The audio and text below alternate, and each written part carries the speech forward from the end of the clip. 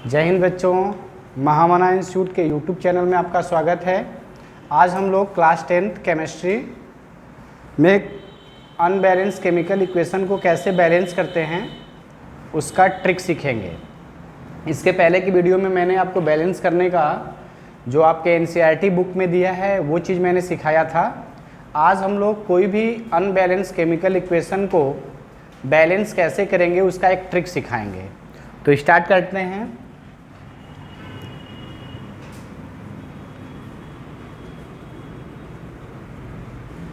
एक इक्वेशन लिखा होगा, जैसे दिया है FeH2O Fe3O4 प्लस H2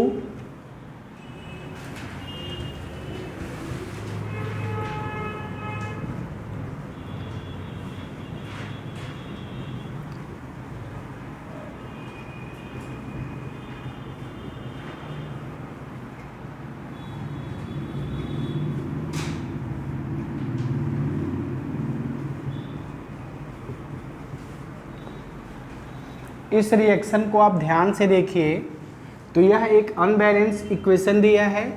कैसे पता कि अनबैलेंस है?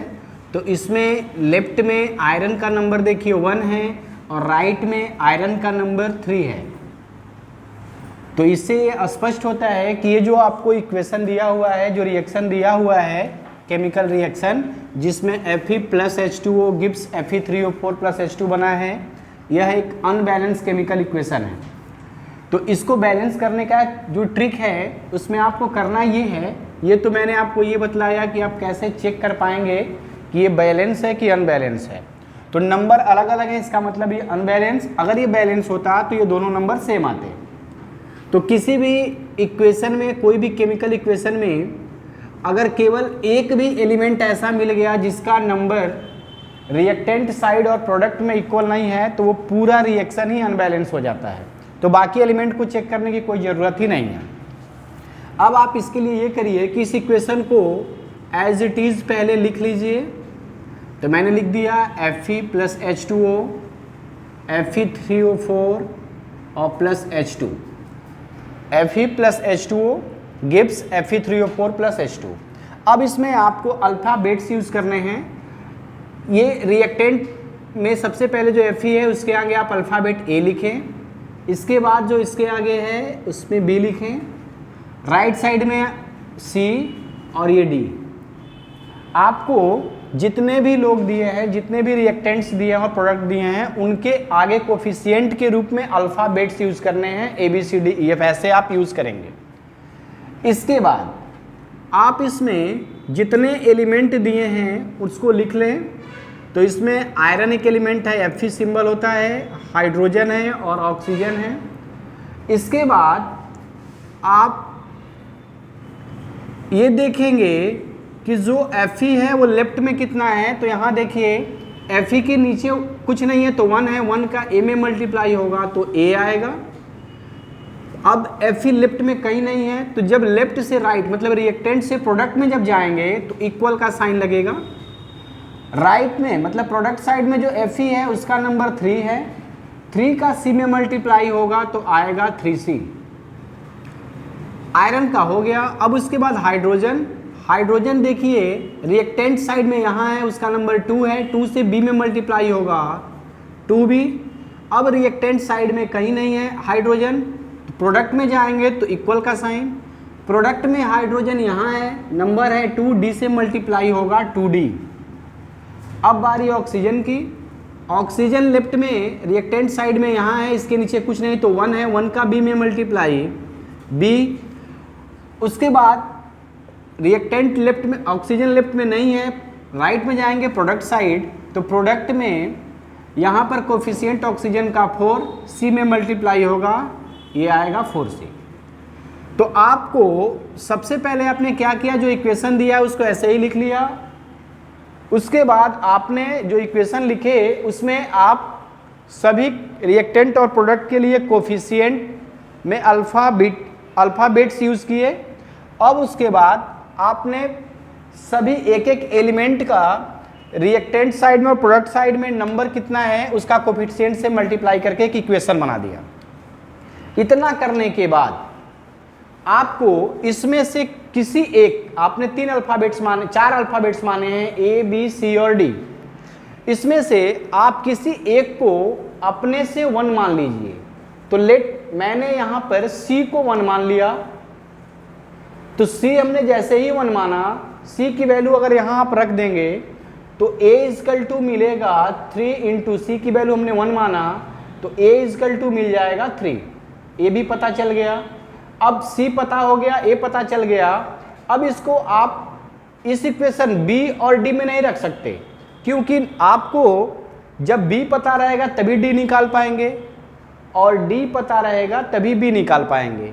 यहाँ पर इन दोनों में से कुछ नहीं पता है, इसलिए इसको छोड़ के नीचे वाला देखते हैं। यहाँ पर B की वैल्यू निकालेंगे तो B इजकल टू 4 और C की वैल्यू हमने 1 माना है तो B की वैल्यू आ जाएगी 4। अब हमको B पता चल गया, अब यहाँ पर वैल्यू रखेंगे B का, तो 2 इंटू B की वैल्यू हमने निकाला है 4 और ये 2D, तो इसको जब आप सॉल्व करेंगे तो ये मिलेगा 4 2 जा 8 इजकल टू 2D। इस वजह से जब आप इसको करेंगे तो D इक्वल आएगा 8/2, दैट मीन्स की 4। तो आपने इस तरह से 4 कोफिशिएंट ABCD को फाइंड आउट कर लिया है। अब करना आपको यह है कि जो इक्वेशन में आपने अल्फ़ाबेट्स माने हैं, अब इस कोफिशिएंट जो ABCD की वैल्यू आपने लाया है उसको आप लिख दीजिए। तो FE यहाँ A है, A की वैल्यू हमने कितना लाया 3, तो यहाँ 3 लिख दीजिए। उसके बाद B की वैल्यू कितनी आई है 4, तो यहाँ पे 4 लिख दीजिए। C हमने 1 माना है, 1 लिखिए या नहीं लिखिए बात बराबर, तो हमने छोड़ दिया। D की वैल्यू आपने लाया है 4, यहाँ पर रख दीजिए। अब इसके बाद ये जो आपका इक्वेशन है, ये नीचे वाला इक्वेशन जिस पे मैंने साइन किया है, ये बैलेंस हो गया। तो ये जो इक्वेशन है यह बैलेंस इक्वेशन हो गया, और ये जो ऊपर है ये अनबैलेंस इक्वेशन है। आप इसमें चेक कर सकते हैं, लेफ्ट में आयरन देखिए टोटल, रिएक्टेंट साइड में 3, प्रोडक्ट में भी 3। रिएक्टेंट साइड में टोटल हाइड्रोजन 4 2 जा 8, प्रोडक्ट साइड में भी हाइड्रोजन 4 2 जा 8। ऑक्सीजन रिएक्टेंट साइड में 4 और प्रोडक्ट साइड में भी 4। तो इस तरह से आप पूरे इक्वेशन को बैलेंस कर लिए। फिर से मैं आपको एक समराइज करता हूं कि आपने किया क्या। सबसे पहले पहचानिए कि वो जो रिएक्शन दिया हुआ है, जो इक्वेशन बनाया है रिएक्शन का, वो बैलेंस है या अनबैलेंस। अनबैलेंस का पहचान का तरीका ये है कि एलिमेंट का नंबर रिएक्टेंट साइड में और प्रोडक्ट साइड में इक्वल नहीं होगा। अगर ऐसा हुआ कि इक्वल नहीं है तो आप समझ जाइए अनबैलेंस है। उसके बाद उसको बैलेंस करने के लिए आप क्या करेंगे कि उस इक्वेशन को ऐसे ही लिख करके आप कोफिशिएंट के रूप में अल्फ़ाबेट्स यूज़ करिए। अल्फ़ाबेट्स यूज़ करने के बाद जो जो एलिमेंट हैं उनका एक चार्ट बनाइए। अब उसका लेफ्ट में रिएक्टेंट साइड और प्रोडक्ट में कितना कितना नंबर है उसके कोफिशिएंट जो अल्फ़ाबेट्स माने हैं उनसे मल्टीप्लाई करके इक्वेशन बनाइए। उस इक्वेशन के बाद उसमें जितने अल्फ़ाबेट्स हैं उसमें किसी एक को 1 मानिए, किसी को मान सकते हैं आप। मानने के बाद एक की हेल्प से धीरे धीरे सारे अल्फ़ाबेट्स को आप फाइंड आउट कर लेंगे, और उसके बाद जो आप इक्वेशन में अल्फ़ाबेट्स माने हैं उसकी जगह उसकी वैल्यू रख दीजिए, आपको बैलेंस इक्वेशन मिल जाएगा। तो इसको आप राइट डाउन कर लीजिए।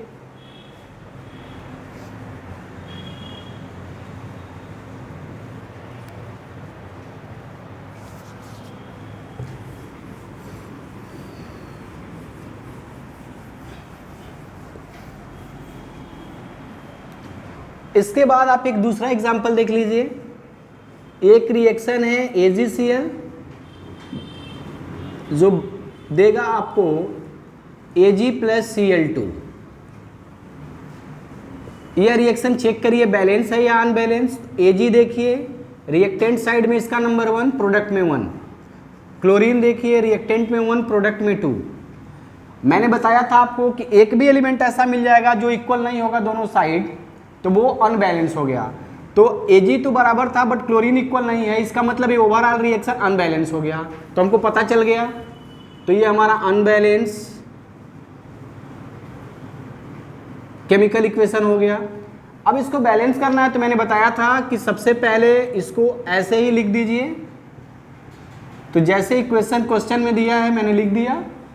उसके बाद आप अपने मन से अल्फ़ाबेट्स मान लीजिए, तो ए बी, और यहाँ पर चूंकि Cl दिया है तो C लिखूंगा तो आप कंफ्यूज हो जाएंगे, इसलिए हमने इसको D मान लिया।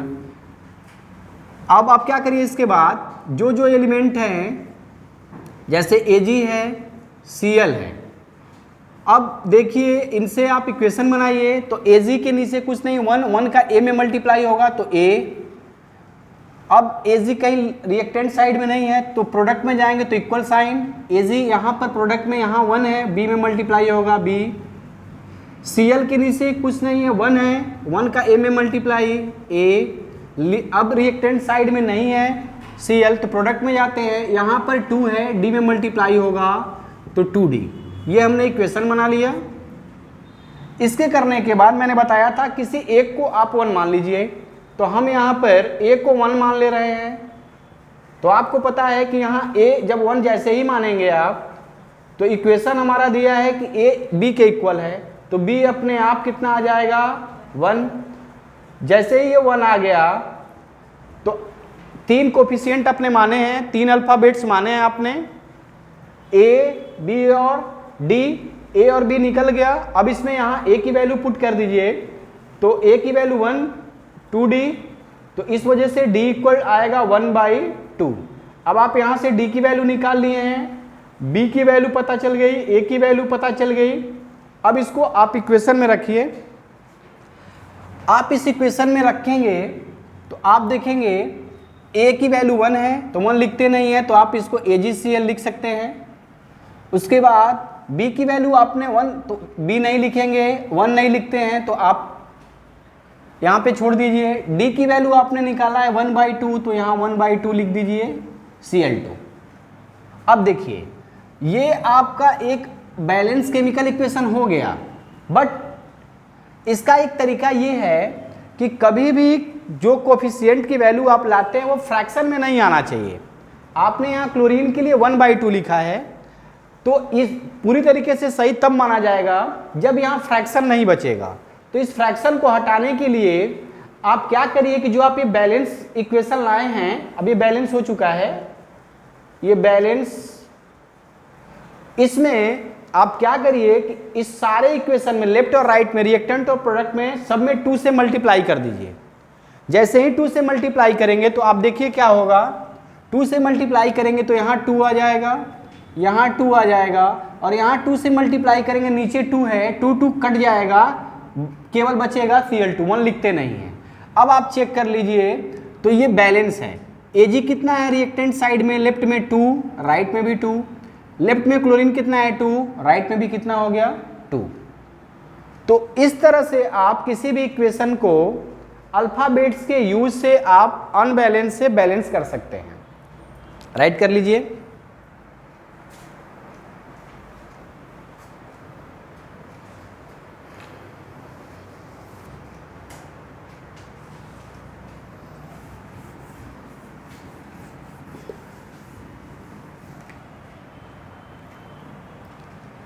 एक रिएक्शन ये C6H12O6 ऑक्सीजन से रिएक्शन किया तो बनाया CO2 और H2O।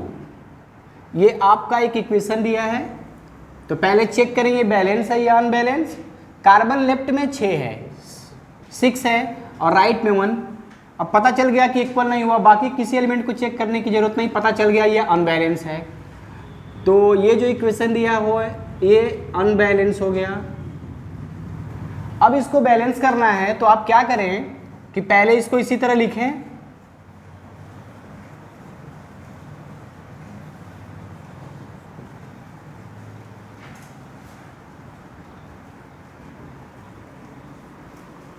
लिखने के बाद आप अल्फाबेट्स यूज करें। तो यहाँ पर ए मैंने मान लिया, यहाँ बी मान लिया, यहाँ सी है इसलिए सी नहीं मान करके मैंने डी मान लिया, और यहाँ पर आप ई मान लीजिए। मानने के बाद आप जो जो एलिमेंट है, कौन कौन एलिमेंट है, कार्बन है, हाइड्रोजन है, ऑक्सीजन है, अब इनका इक्वेशन बनाना स्टार्ट करिए। तो कार्बन देखिए यहाँ कोफिशिएंट कितना है 6, ए में मल्टीप्लाई होगा तो 6 ये मिलेगा 6a, और लेफ्ट में कहीं कार्बन है नहीं है तो इक्वल का साइन, राइट में कार्बन यहाँ है, ये इसका कोफिशिएंट 1, डी में मल्टीप्लाई होगा तो 1 इंटू डी, डी आएगा। अब राइट में कहीं नहीं सी है। अब उसके बाद हाइड्रोजन देखते हैं, हाइड्रोजन लेफ्ट में 12 है, 12 का ए में मल्टीप्लाई तो 12a आएगा। अब लेफ्ट में कहीं नहीं है हाइड्रोजन, राइट में देखते हैं प्रोडक्ट में हाइड्रोजन 2 और कोफिशिएंट ई में मल्टीप्लाई होगा तो मिलेगा 2e। इसके बाद ऑक्सीजन देखिए, ऑक्सीजन लेफ्ट में इसका कोफिशिएंट है 6, ए में मल्टीप्लाई होगा 6a, और रिएक्टेंट में एक जगह और ऑक्सीजन है, इसका कोफिशिएंट है 2 और b। तो जब रिएक्टेंट में एक एलिमेंट एक से कई बार होता है तो बीच में प्लस साइन लगाएंगे। यहाँ पर आपकी इक्वेशन में एक नया चीज आपको सीखना है कि अभी रिएक्टेंट साइड में ही है, अभी इक्वल का साइन नहीं लगा सकते आप, तो इसलिए ऑक्सीजन एक बार यहाँ था, उसका कोफिशिएंट 6 था, ए में मल्टीप्लाई हुआ 6a, अभी रिएक्टेंट साइड में ही है इसलिए प्लस है तो प्लस b, तो यहाँ पर इसका कोफिशिएंट 2 का b में मल्टीप्लाई 2b। अब राइट में जाएंगे तो इक्वल साइन लगाएंगे। यहाँ पर देखिए कोफिशिएंट कितना है 2, डिजिट कितना है 2, डी में मल्टीप्लाई होगा 2d, और प्रोडक्ट में एक जगह और ऑक्सीजन है, उसका कोफिशिएंट 1 है, 1 का ई में मल्टीप्लाई तो ई आएगा, तो इसलिए प्लस लगाया। यह आपने एक इक्वेशन बना लिया। इतना करने के बाद आपको मैंने बताया था कि जो आपको इसमें आसान लगे उसको आप 1 मान लीजिए, किसी को भी मान सकते हैं, तो मैं a को मान रहा हूं a इक्वल 1। जैसे ही हमने a इक्वल 1 माना तो आप देख रहे हैं कि यहां पर इक्वेशन में 6 इंटू a की वैल्यू हमने 1 माना है, 1 इंटू डी, तो d की वैल्यू आ गई 6। उसके बाद आप इस इक्वेशन में 12a है तो 12a की वैल्यू हमने 1 माना है, 1, ये आ जाएगा 2e। आप इसको सॉल्व करेंगे 12 इक्वल टू 2e, तो e इक्वल मिलेगा आपको, e इक्वल 12/2, ये मिलेगा 6, तो e की वैल्यू आ गई 6। इसके बाद आपने a माना था, आपने d निकाल लिया a की हेल्प से, आपने e निकाल लिया a की हेल्प से, बच गए हैं b। इस इक्वेशन में पुट करिए आप तो आपको मिलेगा 6 इंटू ए की वैल्यू हमने माना है 1 प्लस 2, बी निकालना है इसलिए बी को छोड़ देंगे, इक्वल टू 2 डी की वैल्यू हमने निकाला है 6 आया है तो 2 इंटू 6 प्लस ई की वैल्यू हमने निकाला है, आया है 6 तो यहाँ 6 लिख देंगे। 6 का 1 में मल्टीप्लाई तो ये 6 प्लस 2b इक्वल टू 6 2 जा 12 और प्लस 6 18, इतना आएगा। अब आपको पता है कि 6 प्लस में जब इधर आएगा तो इसको इधर भेजेंगे तो -6 हो जाएगा। अब 18 में से जैसे ही -6 होगा ये मिलेगा आपको 12, और 12 में यहाँ पर आप देख रहे हैं कि 2 से b में मल्टीप्लाई है, इस 2 को जब इधर भेजेंगे तो डिवाइड में जाएगा, और जब ये डिवाइड करेगा तो इसकी वैल्यू भी आ जाएगी 6। तो आप b भी निकाल चुके हैं। तो आपने 4 कोफिशिएंट माने थे a, b, d और e। a आपने माना था 1, d आपने निकाल चुका है, e निकाल लिए हैं और b निकाल लिए हैं।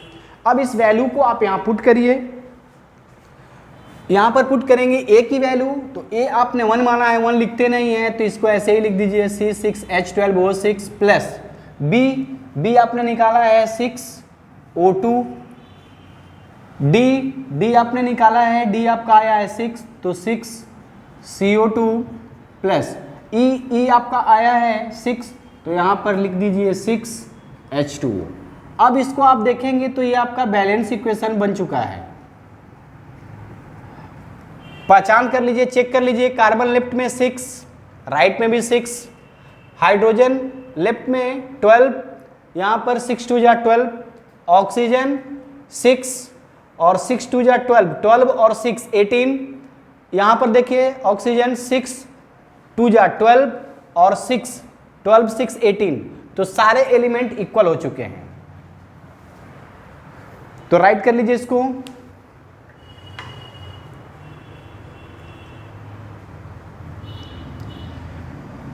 तो आज के क्लास में मैंने आपको सिखाया कि कोई भी अनबैलेंस केमिकल इक्वेशन को आप ट्रिक के हेल्प से, अल्फ़ाबेट के हेल्प से कैसे बैलेंस करेंगे। आप हमारे महामना इंस्टीट्यूट के यूट्यूब चैनल को लाइक करिए, सब्सक्राइब करिए और शेयर करिए। जय हिंद।